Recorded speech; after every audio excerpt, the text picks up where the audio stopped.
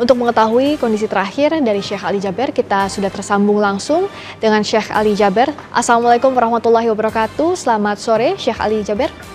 Waalaikumsalam warahmatullahi wabarakatuh dan selamat sore. Sore, bagaimana kondisi saat ini? Terima kasih telah menyempatkan waktu dan kami turut prihatin atas musibah yang menimpa Syekh Ali. Bismillahirrahmanirrahim. Alhamdulillah. Allahumma salli ala sayyidina Muhammad wa ala sayyidina Muhammad. Ya, baru saja saya tiba di Jakarta dan sekarang sudah berada di Yaman. Dan alhamdulillah kondisi membaik. Dan saya merasa semenjak kejadian ini sampai titik ini, khususnya secara rohani, tenang dan tenteram. Alhamdulillah. Alhamdulillah, Masya Allah. Syekh Ali, mohon maaf kami harus menanyakan kembali bagaimana kronologinya kemarin sampai akhirnya Syekh Ali ditusuk oleh yang saat ini menjadi tersangka. Pertama, ini kan qadarullah subhanahu wa ta'ala. Dan saya di saat itu baru mulai acara. Dan sebenarnya acara ini belum saya mulai berceramah. Maksudnya belum masuk ke materi inti. Baru saya masih interaksi dengan jamaah. Ketika saya melihat tulisan di spanduk di acara ada wisuda, tak hafiz. Saya minta siapa wisuda dan wisudawan. Mohon ada salah satu anak bisa naik ke panggung dan saya ingin tes bacaannya. Naiklah seorang anak perempuan usia 9 tahun, hafal 3 juz, dan saya pimpin dia untuk membaca suratul Fatihah sampai saya memperbaiki bacaan. Dan kebetulan posisi anak itu di samping kiri saya, bukan di sebelah kanan saya. Begitu dia selesai dan saya pimpin bacaan yang benar seperti apa, saya minta dan tawarkan, Ananda mau hadiah apa? Kemudian dia masih kayak bingung gitu. Udah, tadi aja bunda minta hadiah apa sama saya? Mau sepeda, mau mainan, mau HP. Sampai dia mundar-mandir antara saya sama ibunya. Terakhir dia berkeinginan mendapatkan hadiah umrah. Belum sampai terucap apa yang saya ingin sampaikan kepada dia sebagai hadiah. Ya. Saya minta, boleh nggak bunda pinjam HP-nya, saya mau foto sama anaknya buat kenang-kenangan. Iya. Ternyata HP bunda ini agak sedikit full data-data, jadi tidak bisa dipakai untuk foto lagi. Ya. Makanya saya interaksi dengan jamaah, boleh nggak jamaah sekalian pinjamkan HP sebentar buat foto. Ya. Dan subhanallah di saat saya lagi fokus ke sebelah kiri dan di hadapan saya, karena rata-rata jamaah ada di depan saya dan kiri saya. Di kanan tidak terlalu banyak karena dia di samping pintu keluar masuk, jadi tidak terlalu ramai. Ya. Karena posisi panggung di halaman masjid dekat pintu keluar dan masuk. Ya. Makanya saya fokus ke kiri, ke kanan, tapi di saat yang sama belum ada respon dari jamaah, baru sebentar mau arah ke kanan, melihat jamaah yang tersisa, barangkali ada yang membawakan HP untuk saya pinjam. Tiba-tiba ada seorang naik panggung dengan cepat. Pikiran saya mau antar HP. Saya tidak menyangka ini ada niat senjata tajam begitu ya? Ya. Tiba-tiba pas saya masih di posisi duduk, santai-santai aja, dan dia tutup dan cukup kuat. Ketika saya merasa sudah terancam dengan pisau, kemudian saya berusaha membangun, tapi tusukan sudah terlanjur. Mungkin sasarannya di bagian leher atau dada, tapi karena saya ada sedikit bergerak, qadarullah, bukan karena saya punya kelebihan atau hebat, akhirnya tertusuk di bagian tangan saya. Kemudian begitu saya berdiri, saking padahal orangnya kurus, masih muda, mungkin antara 23, 24 tahun, tapi posisi memegang pisaunya dan cara tusuk, mohon maaf, bukan orang biasa, orang terlatih. Artinya cara tusukan itu sangat kuat. Padahal dia kurus, kalau saya tahan dia pakai tangan, dia tidak mungkin bisa bergerak. Tapi fisik yang begitu kecil, kurus, bisa memiliki kekuatan tusuk sampai hampir 7 dan 8 senti masuk pisaunya. Ketika saya bangun, masih posisi dia menahan pisaunya. Tapi ketika saya bergerak cepat, patah. Pisaunya sampai yang sudah patah masih tersimpan di dalam. Baru ketika saya berdiri, saat itu saya belum merasa ada pisau. Pas saya melihat ke kanan saya, melihat ada pisaunya, kemudian saya keluarkan pakai tangan kiri, kemudian saya lepas, kemudian cukup berincar darah di baju dan di tangan.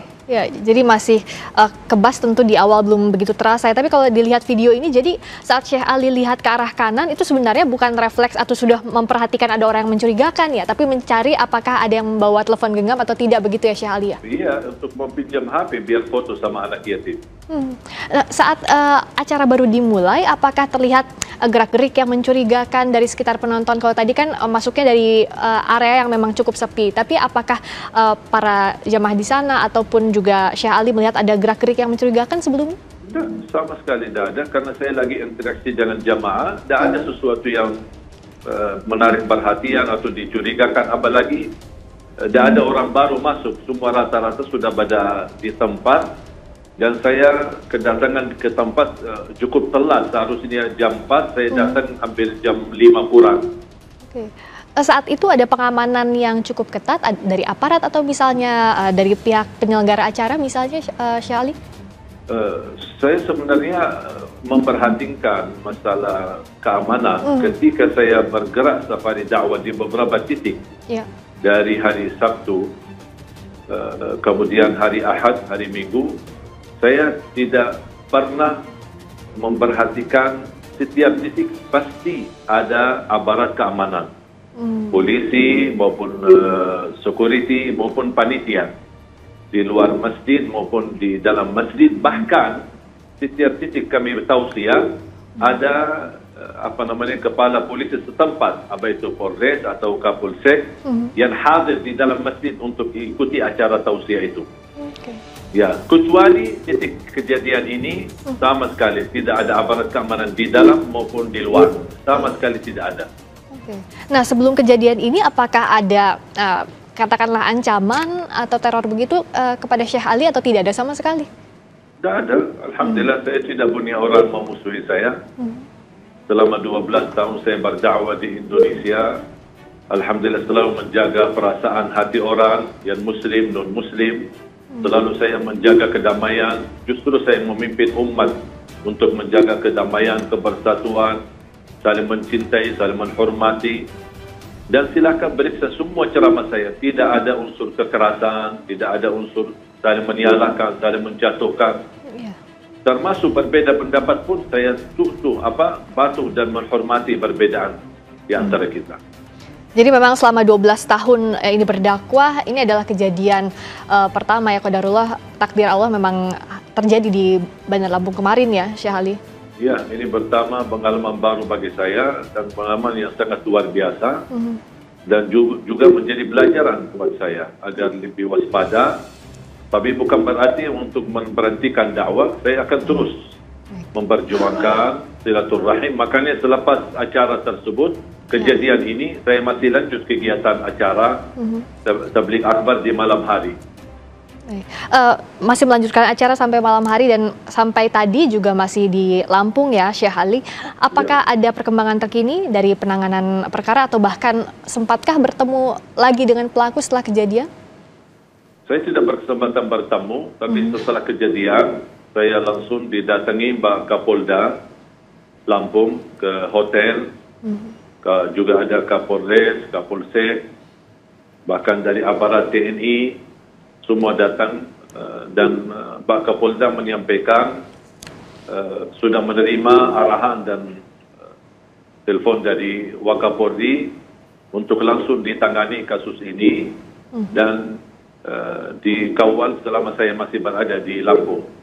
Dan apa yang disampaikan oleh Pak Kapolda awal ketika kita berbicara ngobrol bersama di lobi, beliau menyampaikan kami sudah bertemu dengan pelaku dan kemungkinan ada sedikit gangguan jiwa, tapi kata beliau saya tidak percaya dan saya akan terus tindaklanjuti sambil kami mengundang dan menghadirkan doktor kami dari Mabes memiliki keahlian psikologi jiwa untuk diperiksa ulang. Jadi makanya ketika ada reaksi tadi pas acara di Apa Kabar Pagi di TV One, saya pun kaget kok ada respon dan kesimpulan awal dari polisi, sedangkan menurut saya terlalu cepat. Terlalu cepat. Tapi kalau sampai saat ini melihat masih terus ditelusuri keterlibatan pelaku, termasuk apa motif dari pelaku, Syekh Ali mempercayakan sepenuhnya kepada pihak kepolisian atau seperti apa? Sangat-sangat saya percaya. Makanya saya di saat kejadian ini langsung saya buat laporan resmi dan didatangin ke hotel tim BAP yang mereka minta keterangan lengkap dan saya sudah sangat percaya. Cuman hanya sedikit ada kurang nyaman di hati ketika mendengar bahasa Pak Kapolda langsung bersama saya beda sama bahasa yang disampaikan di media oleh pihak polisi.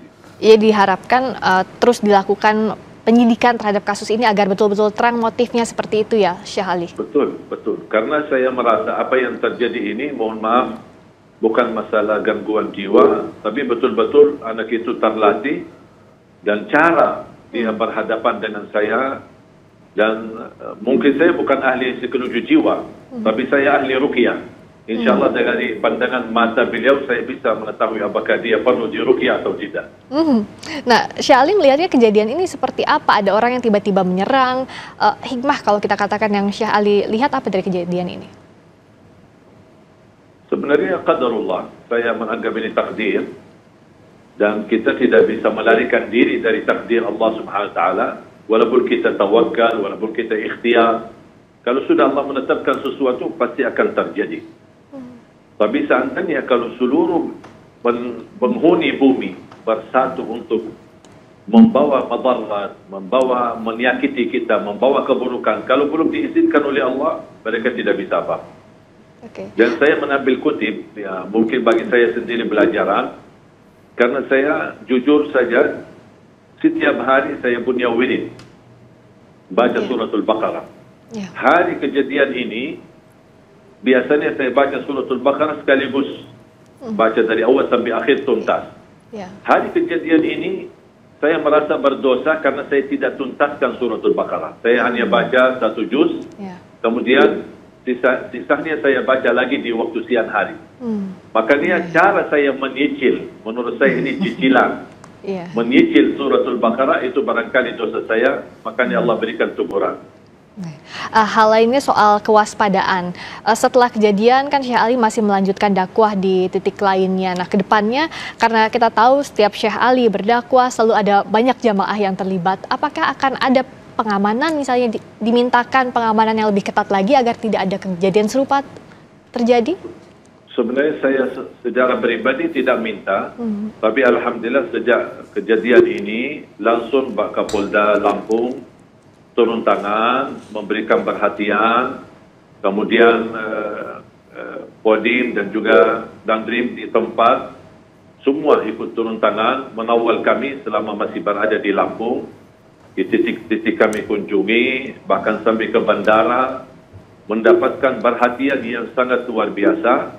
Dan saya harap kejadian ini bukan hanya menjadi pelajaran bagi saya, tapi semua untuk para habaib, para da'i, para ustaz, supaya ayo mari kita sama-sama bersinergi dengan aparat keamanan, agar kita bisa bersama-sama membawa Indonesia menjadi lebih aman.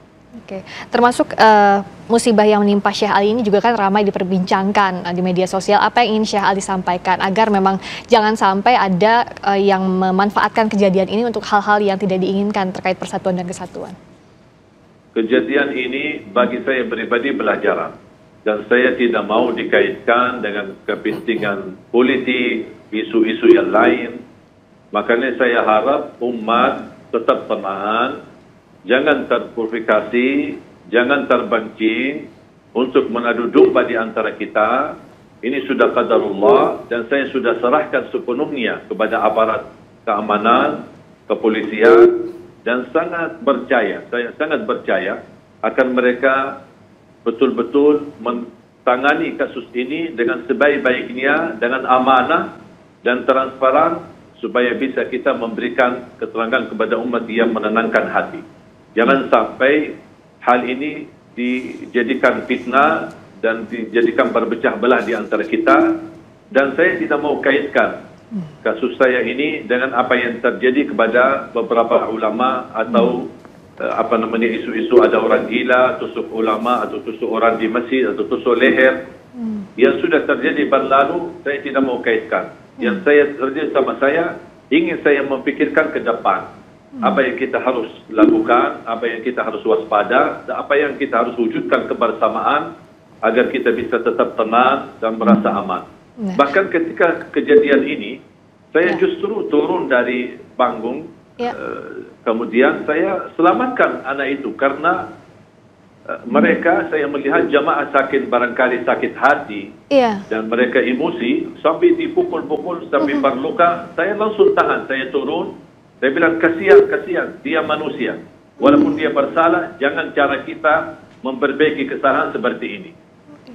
Sampai ada orang jamaah menarik dia seperti karung, menganggap manusia tidak berharga. Saya langsung marah, saya tegur, saya angkat, berdirikan, dan saya bilang sama jemaah, tolong amankan. Jangan kita menghadapi satu musibah, untuk memperbaiki musibah itu malah kita bikin musibah lebih besar. Jadi saat kejadian Syekh Ali masih sempat menahan agar para jemaah tidak main hakim sendiri begitu terhadap pelaku ya? Betul. Saya tidak mau orang bermain hukum sendiri, apalagi kita di negeri hukum. Nah, tadi bicara soal kewaspadaan untuk kedepannya juga agar tidak ada kejadian serupa, Syekh Ali punya pesan apa? Karena kita tahu kegiatan keagamaan tentu ingin diikuti banyak orang, tapi keamanan juga jadi soal yang harus diperhatikan. Ya, inilah menjadi perhatian pada kami khususnya para da'i, para asatidz, apalagi da'i nasional yang bisa diundang kemana-mana. Dalam pandemi ini, saya harap adanya kebersamaan, sinergi antara aparat kepolisian. Saya pribadi tidak pernah melangkah isi acara dimanapun sebelum betul-betul diselesaikan segala berkas keizinan. Mau izin dari polisi, mau izin dari majlis ulama, mau izin dari manapun, semua yang terkait, kalau sudah tuntas seluruh izin, baru saya boleh isi. Saya selalu ataskan dan perintahkan tim, kalau saya belum dapat izin atau ada kendala, saya tidak mau isi tausiah. Makanya ketika sudah ada proses izin, berarti mohon maaf, aparat kepolisian dan lain yang ada di tempat, mereka sudah mengetahui kehadiran kami, dan kami harap bisa terjaga, dan apa yang terjadi, saya tidak mau salahkan siapa-siapa, apalagi masyarakat Lampung yang selama ini saya kenal mereka. Saya sudah berkali-kali ke Lampung dan saya kenal mereka orang yang betul-betul mencintai ulama, mencintai kedamaian. Jangan menyudut Lampung ini adalah daerah radikal atau bisa dikatakan tidak aman. Saya tidak mau hal yang seperti ini.